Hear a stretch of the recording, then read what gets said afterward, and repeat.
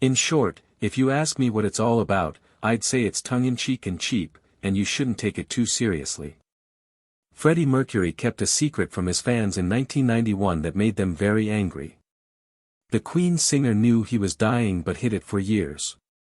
Even though his body was weak, his voice stayed strong. To hide how sick he was, he made his last movie in black and white. In the days before he died, he stopped taking all medicines except painkillers. He died 24 hours after telling everyone what he had done. Today, we're going to tell you what really happened to Freddie Mercury in his last days.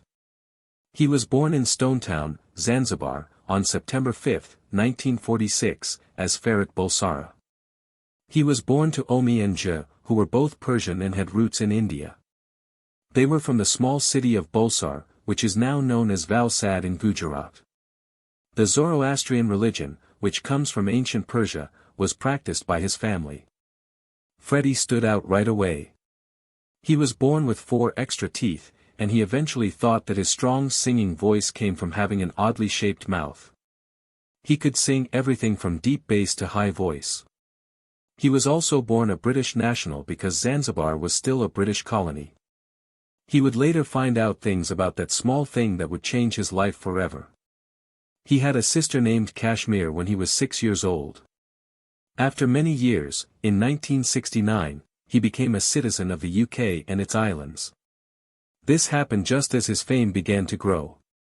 His early years in Zanzibar were happy and peaceful. His dad was a cashier in the High Court for the British Colonial Office. The family had a lot of respect because of that job. Most people didn't have as much comfort as they did. At first, Freddie went to a school run by missionaries. He was taught by Anglican nuns. It showed him what a British school was like. In 1964, though, everything changed. In Zanzibar, there was a harsh change. A lot of Arabs and people from South Asia were killed. Their family had to run away. They ran away to England, leaving everything behind. Freddie was 17 years old. It was a quick change from a beautiful island to Belgium, which was cold and grey. Things never went back to normal. But the real beginning had already happened many years before. Freddie went to St. Peter's School in Panchani, India, when he was 8 years old. The school was a boarding school in the British way. It was in the hills outside of Mumbai. The place was strict. The students had to wear suits, follow the rules, and speak English correctly. But there was a surprising event. The director thought Freddie was smart and asked his parents to pay extra for piano lessons. Something big began because of that small choice. Freddie picked up quickly. He was better than good. He was smart. He painted, played the piano, played sports, and was in shows. He was quiet, but you could always see him. Because of his teeth, other kids called him Bucky. He didn't mind. He won an award at school for being the best all-rounder when he was 12. There you have it, Freddie in a nutshell. Very good at everything, but especially at making people laugh. He went back to Zanzibar in 1963, full of new ideas and a stronger sense of who he was.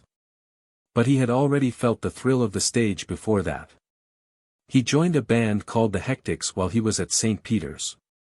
He was only 12 years old. Bruce, Derek, Fong, and Victory were the other 4 boys in the group.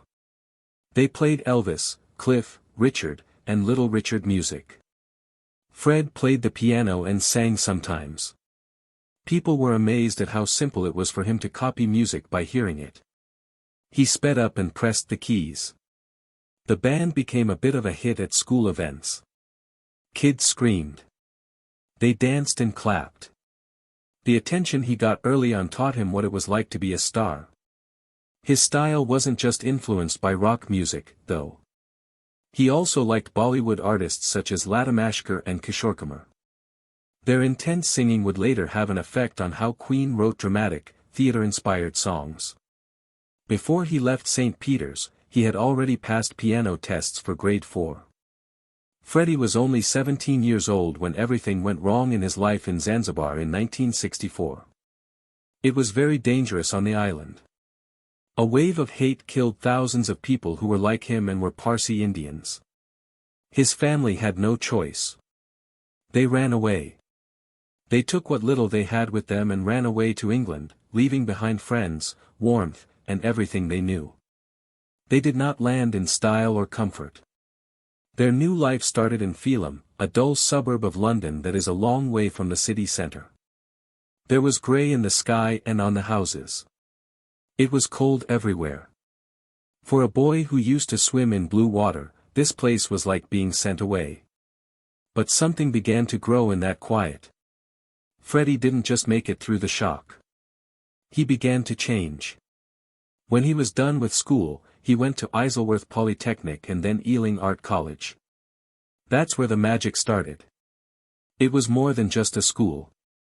People who didn't fit in, like artists and rebels, could play there. That's where Freddie found his people, those who didn't want to follow the rules. He went to school for graphic design but dreamed of singing just as much. He met Tim Sr. It worked. Both of them liked music and had plans outside of school. Freddie even helped make a magazine that made fun of the design world he was meant to join. What did he want? When Freddie wasn't at school, he really liked Ricks. Something lit up as soon as he heard him. He did more than listen. He drew him, watched his shows, and studied how he moved. He wished to have that much power on stage. He did not wish to sing. He wanted to be in charge. Because of that, he joined a band called Ibex. They weren't well known. They played in bars and in people's apartments. He was happy, though. He could try things, fail, and then try again. He was changing into something else. He had his ears wide open. He took in everything, from the sound of Aretha Franklin to the words of John Lennon. He loved the way the Beatles songs went together, but he also loved how Elvis was so crazy. He could mix blues, rock, and glam in his mind like a blender. He was selling clothes at Kensington Market with Roger Taylor at the same time. They had fun, worked together, and laughed a lot. It wasn't just a job to get paid. It made him look good. He learned what people liked and what made them look twice. He started to stand out little by little. No, not as Farouk, but Fred. Things began to change for Freddie Bulsara when he was only 22 years old. His time at art school in London was over, and he didn't know what to do next. Then, in August 1969, he met Ibex, a band from Liverpool. They weren't well known. They had only played a few shows, but Freddie liked them and they liked him. Just 10 days, he learned all of their songs and added some of his own. Then he went to Bolton with them. His first show was at the Octagon Theatre, which is where that picture was taken. The crowd was seeing the birth of a star, but they didn't know it yet. Freddie did more than sing. He moved too. He amazed. He was in charge of the stage. It was something the band had never seen before. One band member said, "We used to just play and not worry about putting on a show." But Freddie changed everything. He walked like a rock star even though he only had one shirt and one pair of pants. Freddie was able to get the band to change their name by October. Ibex turned into Wreckage. The sound also changed. Freddie began to write more songs. He worked with Mike Buren, a musician, and the two of them made songs like VFAG and FWA. One of them was even taken in London at Freddie's flat. That recording would last for years and be made public years later. It didn't last long, though. After the band broke up, Freddie started a new project called Sour Milk Sea, but it didn't last long. That also didn't last. Freddie wasn't scared, though. He had bigger ideas already. It wasn't what anyone thought he would say, "We're not going to make it playing all this three-chord blues crap. We have to write our own songs." Tim Staffel quit his band on March 29, 1970. That band's name was Smile, and Brian May and Roger Taylor were also in it. Fred and Tim had been friends since art school. In 1965, they met. Freddie didn't waste time when Tim left. He stepped up. It seemed like fate. Smile was talented before Freddie came along. He added something new and interesting. He had the words, the vision, and the faith to do it. He used to go to their shows before he started and give them advice on how to do better. Were Brian and Roger sure at first? Afterward, Roger said that he was just my crazy friend and not a singer. He was just someone who liked to have fun all the time. But quickly things changed. This was what Freddie had been waiting for. He couldn't get out after getting in. He told the band they needed to be more emotional. He told them to be brave with everything, the stage props, the outfits, and everything else. He wished they were much bigger than life. His new idea was to call her Queen. The music was great. It sounded very powerful. Brian and Roger thought for a while. They believed it might be too much. But Freddie didn't give up. He said it was perfect, true for everyone, strong, and yes, even a little shocking. He changed his name to Mercury around the same time. It wasn't just a new band. Really, it was a whole new start. But they were not yet finished. They had to have a bass. That part was hard. They tried a few, but none of them worked well. Then, in 1971, they met John Deacon. Even though he was shy, quiet, and only 19 years old, he came to practice with his bass and a custom-built amp. That amp would later help make Queen sound what it is today. He kept his cool, played well, and didn't try to get respect. That was good for the band. He was brought in. Queen was whole again. Freddie had an even bigger effect. He changed more than just the name. The image was also made by him. He drew a symbol using what he learned in art class. Based on the band's zodiac signs, it had cats, a crab, and fairies. They were for Roger and John, Brian with the crab, and Freddie with the fairies. He put it all around a big Q shape with a crown in the middle and a phoenix on top. It looked like something royal, like it belonged to a band that was going to rule the stage. But it wasn't easy for them to make their first record. It was made at Trident Studios, which has worked with famous people like the Beatles. Still, Queen wasn't very popular yet, so they could only use the studio late at night when no one else was there. They would wait outside, then go inside and record until morning. It was very tiring. They didn't give up for months. There was more bad news when the record was over. It was pushed back. They waited for a long time. In July 1973, it finally came out. The reviews were not all good. Some people got it. The band didn't care that most people didn't. They were making something that would last a long time. In 1974, Queen still didn't know what they were all about. Even though their earlier records were good, they felt disjointed, too long, too complicated, and like they were trying too hard to be something else. But all of that changed when they had a heart attack. This is when Freddie Mercury stopped trying new things with his sound and took control of it. He cut the songs down, added drama and glitz, and made them feel big, even though they were only 3 minutes long. When Killer Queen came along, they were no longer just another band. They were the band. The song went viral in the UK and the US, and Queen finally made it big. Behind the scenes, though, things were anything but glamorous. Queen had no money. Trident Studios, their record company, kept most of the money, and the band was paid like they were working part-time. They had hits, but they couldn't pay for a real place to live. John Deacon couldn't even get a loan for a house, and Freddie dwelt in a damp little apartment. That's when they lost it. They got away after months of court cases, but it cost a lot. They had to pay a lot of money and give up their rights to future record royalties. They made the risky choice to make their most expensive record ever right after they got free. It wasn't just another record that A Night at the Opera was. It was an extra late shot.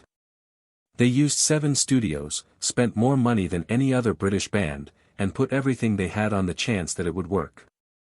They were done if it didn't work. They were under a lot of pressure, but it made them shoot higher. Freddie, who is always the bravest, came in with Bohemian Rhapsody, a 6-minute monster. At first, no one could understand it. Lack of a choir, operatic madness. That person would play that on the radio. That's not what Freddie did, he told. He made a simple but powerful movie in one day, put it out there, and changed the rules of pop music. It was #1 for 9 weeks. It was different from everything else, and it worked. Freddie didn't just pick that song to change the mood. He changed. He changed when he was on stage. He did more than just sing. He was leading, strutting, and acting like he was crazy. He could make his voice go crazy high and sad low. He could sing to 20,000 people at once and make each one feel like he was singing just for them. That mic stand broke because he dropped it. He used it as a tool, a weapon, and a moving attack. By the time he sang Bohemian Rhapsody live, for the first time, it wasn't like a show. They were seeing a showman at his best. Then there was that 1977 night. The Bingley Hall. It wasn't planned, but after the band played, everyone in the room started singing, "You'll Never Walk Alone." It happened right now. Freddie looked and was amazed.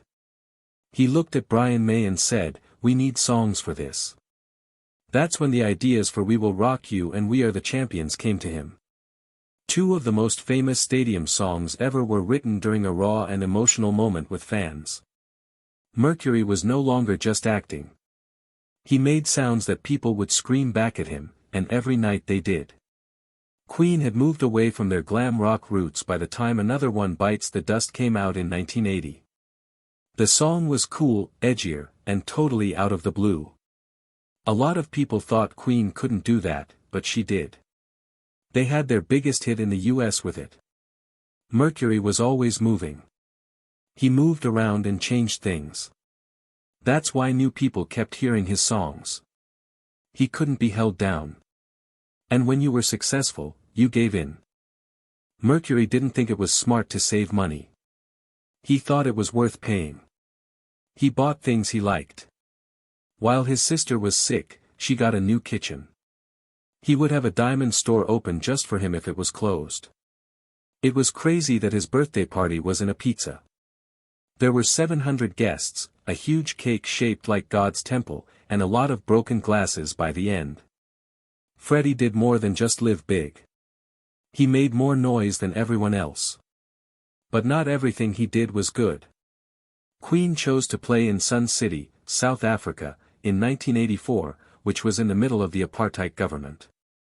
It was allowed, but some people didn't like it. Culture was not allowed to be used. A lot of artists didn't want to go. Queen still went. They told me it wasn't about politics. But some people had a different view. The reaction was very bad. They were given fines, put on a watch list, and criticized in protest songs. After many years, even the band realized they might have been wrong. They said they weren't doing it for money, but the damage was already done. It seemed like Freddie Mercury was always after something new. In 1980, that chase took Queen to a new place, the music for the movie Flash Gordon. It wasn't a full-on rock record, and only a few of the songs had words. Brian May did most of the work. He learned how to use computers, which were new to the band at the time. Fans weren't sure what to think about it.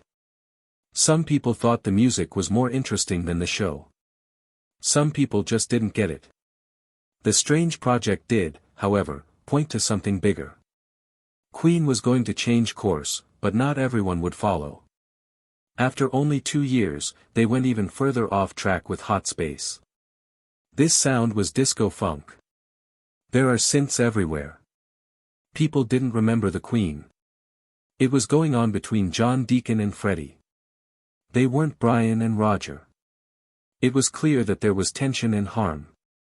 In Munich, long nights turned into long fights. A lot of people drank.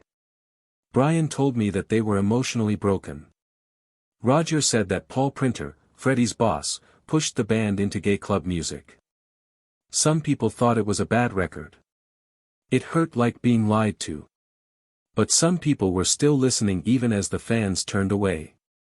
Michael Jackson wrote things down. People who play music listened. Even though Hot Space didn't do well, it left its mark on many things in the years that followed. Something magical took place in the middle of all this chaos. Queen and David Bowie met in a Swiss studio. It went from being a jam to being under pressure. That bass level, Deacon.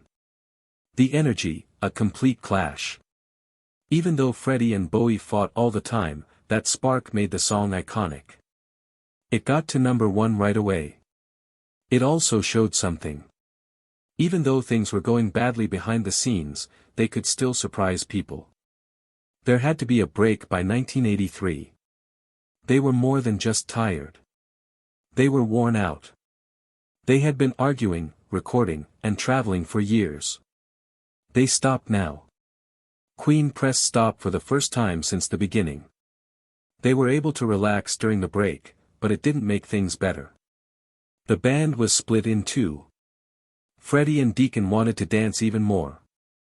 Brian and Roger held on to the rock. The fact that Freddie was loyal to Printer made things worse. Still, the quiet time helped them remember what they were and what they could become. Then the work began in 1984. It gave them a fresh start. There was a flash from Freddie. Deacon added some beats. But Brian and Roger got their guitars back in the end. The music was good all around. Pop and rock at the same time. Radio Gaga went crazy. A lot of people sang, "I Want to Break Free." The band came back. They were #1 for almost 2 years. And this time, everyone except America saw it. The band was in dress in the video for "I Want to Break Free." The UK got the joke. MTV did not. The video was taken down. Fans turned away. People in Rio threw things at Freddie when he wore the outfit on stage. It was terrible. After that, Queen never fully got better in the US. It didn't stop Freddie. He needed to prove something else. His solo record, Mr. Bad Guy, came out in 1985. Of course it was Freddie. No giving in, just him. It was a gift to his cats, and it had dance beats, sad tunes, and silly songs. Some fans really liked it. Some didn't. The US didn't pay much attention, but for Freddie, it wasn't about sales. It had to do with freedom. He had been stuck in the Queen machine for years. He was now following his own plan. After that, he did something that no one saw coming. He joined forces with Maria Callas, a singing star. People looked up to her. He got her to say yes in some way. They met in a Barcelona hotel. He taught her the parts by singing them in falsetto. She was shocked. It was magic when they recorded Barcelona. No one had ever put together opera and rock music like that before. People sang this song when Barcelona was picked to host the 1992 Olympics. They even made a record together. Like Freddie, it was brave, odd, and beautiful. Mercury was aware that time was running out. He didn't let that stop him, though. Early in 1988, only a few months after being told he had HIV, he went back into the studio with Queen to start recording again. He didn't tell anyone. His goal wasn't to get pity. His only wish was to sing. He gave everything he had, even though it hurt and scared him. The miracle came out of it. A record that didn't sound like a goodbye but a victory. It was the #1 song in Europe. It was a surprise in more than one way, but no one knew it yet. After that came Innuendo. Freddie's body was weaker when they worked on that record, but his voice hadn't lost any of its power. After the fact, Brian May said that Freddie told them to keep writing songs. He didn't care that he was sick. He was eager to keep going. But he gave them everything while he was still here, saying, "You can finish it after I'm gone." The title song got to #1. Like him, it was brave, scary, and clever. But it was getting harder to hide the truth in public. Back in 1990, on February 18, Freddie went on stage at the Brit Awards to accept a Lifetime Achievement Award with Queen. He only said 5 words. "Thanks. Good night." His silence said more than anything he said. He seemed skinny. He looked worn out. All of a sudden, the stories that had been going around for years seemed very true. He smiled anyway. He made a sign. Even his fans didn't want to see how much pain he was in. Later, his friends said they never talked about how sick he was. It was a rule that no one said. They didn't ask Freddie to say it if he didn't want to. He kept recording when he got back to the studio. He had trouble standing some days. He came even though he could only sing for an hour or two some days. Engineers who worked there with him said it wasn't sad. A lot of people laughed. The mood was kept light by Freddie. He didn't give up, even when his body was. As soon as they asked him if he could sing on the show, he said yes right away. His first words were, "I'll do it, darling."